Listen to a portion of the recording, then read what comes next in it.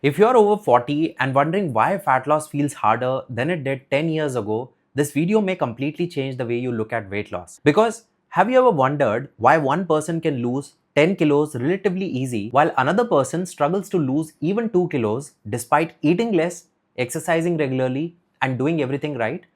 The answer goes far beyond calories. It lies in 7 powerful hormones that influence hunger, cravings, metabolism, water retention, muscle mass, recovery, and ultimately how your body responds to a fat loss plan. And until you understand them, you may be fighting a battle you don't even realize you are fighting. Now, before someone jumps into the comments and says, it's just calories in versus calories out, let me be clear. Calories matter. But if weight loss were only about calories, every person eating a calorie deficit would lose weight at exactly the same rate. And after working with hundreds of busy professionals in their 40s, 50s, and 60s, I can tell you that's simply not what happens. The calories may be the same, but the physiology is not.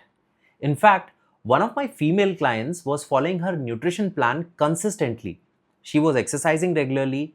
People around her could clearly see the difference. Her clothes were fitting better, her waist was getting smaller, but she was frustrated because the scale wasn't moving the way she expected. The reason? Hormonal fluctuations and water retention were masking the fat loss happening underneath. That's why understanding these hormones is so important. Let's start with hormone number one, insulin. Most people know insulin as a blood sugar hormone, but it's also one of the most important fat loss hormones. When insulin levels stay elevated for long periods because of poor sleep, inactivity, chronic stress, or insulin resistance, fat loss often becomes much harder. You may feel hungry more often, crave sweets and carbohydrates, experience energy crashes after meals, and struggle to access stored body fat efficiently. This is why many people feel like they are constantly fighting their appetite. Hormone number two is cortisol, your stress hormone. Now, cortisol isn't bad, you need it. The problem is when stress becomes chronic, deadlines, poor sleep, financial pressure, family responsibilities. When cortisol stays elevated for weeks or months, it can increase cravings, worsen recovery, affect sleep quality, and increase water retention. Many people think that they are gaining fat when they are actually retaining water because of stress. Hormone number three is thyroid hormone. Think of your thyroid as your metabolic regulator. When thyroid function slows down, many people notice fatigue, low energy, poor recovery, feeling cold more often, and difficulty losing weight. Not because they are lazy, but because their body is literally burning fewer calories. Hormone number four is estrogen. This is especially important for women approaching perimenopause and menopause.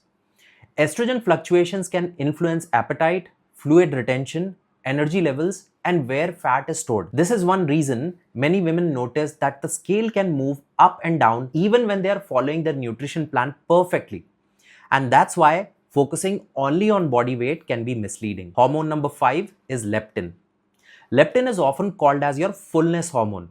It helps tell your brain you have eaten enough.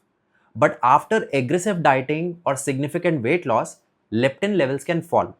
When that happens, hunger increases and maintaining a calorie deficit becomes much harder. Hormone number six is ghrelin, the hunger hormone.